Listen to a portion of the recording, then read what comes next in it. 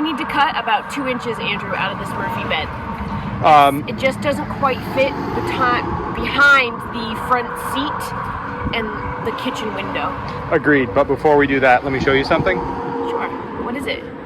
Made you a present. Come on. Ooh. You know how when we went to go get Dreamboat's big heavy roll of flooring, I had to put it on the back on the bed cover, and I really didn't like the bed cover trying to hold that weight. Yeah, because we keep all of our tools in the bed of the truck. Right, and it would have been too long. Well, I was concerned when you did that because our bed cover is getting a little weathered.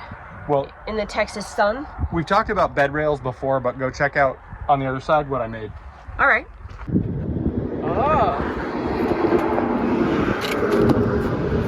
Doesn't interfere with the cover? Nope. We'll get the little decorative caps for it. You mean for this part? Yep. Awesome. Show me how you did it. This is really clean and very low profile. I really, really like it. I kind of wish it was black, but since we own all this 80/20 already, hey man, how does it attach? We need to get caps because this will be really, really sharp. Yep, we'll get those decorative caps. If you approve of the design, I'll show you how I made it when we put the other side together. Yeah, let's do that.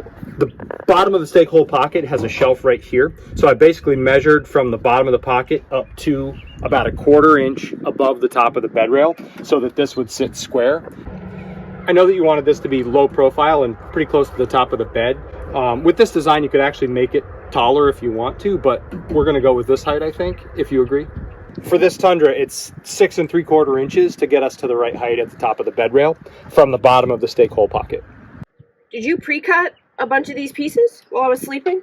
Yes. I think I got to make one more cut, maybe tap one more set of threads. I have a 2015 Tundra Crew Max, and I opted to make this bar about 59 1/4, but the good thing about this system is it's customizable for any length bed that you have, and you can pretty much make it however you need to make it.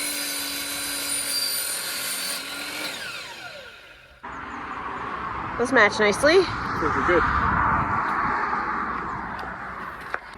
I think we're going to cover the end of this with a black decorative cap, but before I put it together, it'd be real easy to just tap the center of this. So I've got threads in the event that I want to put like a tie-down loop on this or something different on the end eventually. This tool, if you haven't ever seen one, it's called a tap, and what it's doing is threading the inside of this.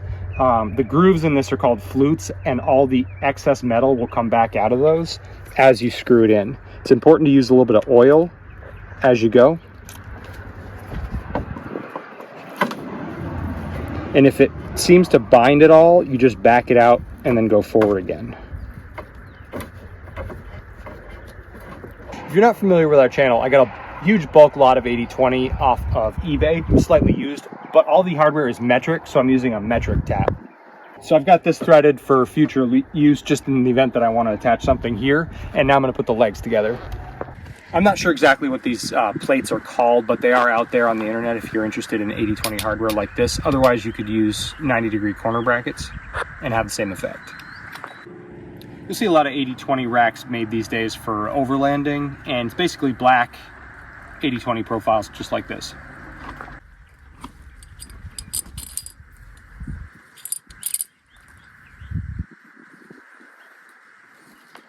I have the screws preloaded in here, so I'm going to now take a T-nut and just gently start it on here, and then I can slide this whole thing onto my long profile piece. And we'll be in business.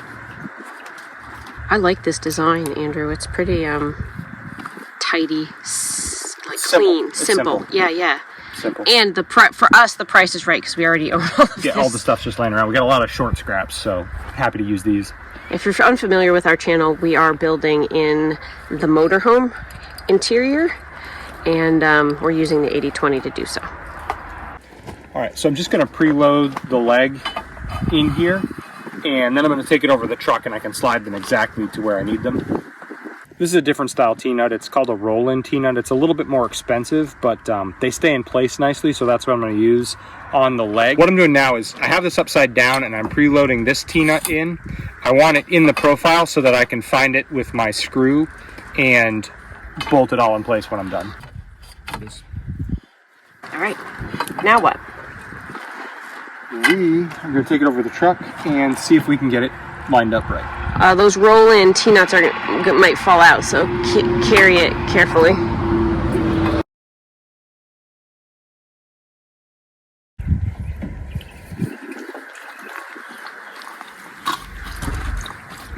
I know you don't like me putting extra holes in the truck bed, but I really don't. Well, this hole fortunately lines up nicely with the 80/20 slot, and we'll be able to put our bolt hole through that to attach. Nice. If this assembly works, I'll touch up the washers. These are just ones I had laying around, but basically I've got a fender washer and a hex bolt that's going to go right through into the 80/20 profile. You're just trying to catch that roll-in T-slot? Yep. T-nut? What's it called? T-nut. T-nut. Alright, I believe I've got it caught in the threads here. What I've got to do is just get it tentatively tight here, come back and get my length front to back slid correctly, and then I can tighten up this joint. I definitely made these shorter than they could be. They could be significantly longer, but we didn't want them hanging out too much to interfere with rolling up the bed cover. And up here, we didn't want them too close to scratch the paint. Got it all based out. I've come back and adjusted everybody and tightened at the right lengths, and I think we're good to go. We're just going to put those last two bolts in and hold it in place. This is just a prototype. I want to see how this works. Ultimately, I think a second screw in the screw hole pocket that hits the channel of the 80/20 may be the best way to add some structure. But we want to be sure we like it before we go drilling extra holes in the bed of the truck. We're going to test it out, see how it does, and we'll come back, see if we need to modify it. I like this idea. I like the design. Yeah. I think if I bought the material directly for this project, I would have got black, but I think black would look better, look a little like more discreet, but this isn't bad. Yeah. Let's see it all closed up. All right.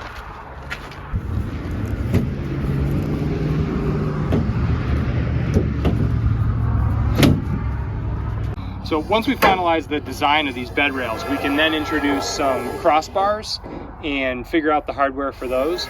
I'd like to design it so the bars would sit neatly here.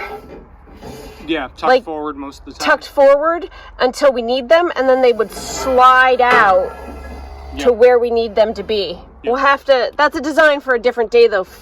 For right now, these are really nice. Pretty sturdy. A real benefit for me of having these rails is going to be being able to climb up here a lot. Hey, get back here. Stop filming Dreebo. I mean, he's exceptional. He's a glorious specimen, but that's not what we're doing right now. Anyway, I really think that this is going to work for me, and I really appreciate you taking the time to help design. Where do you buy the end caps for the end so that we can round the sharpness? 80/20.net, and okay. I think also Amazon. We'll have to explore that. I really like that we can slide a bunch of different kinds of fasteners here to secure loads, so that's pretty exciting. I think this is going to work out. I do wish it was black. Yeah, black would be preferable, but I think it would look meaner and a little like more discreet. Yep, agreed. Want to support our projects? Like and subscribe. Thanks for watching. See you next time.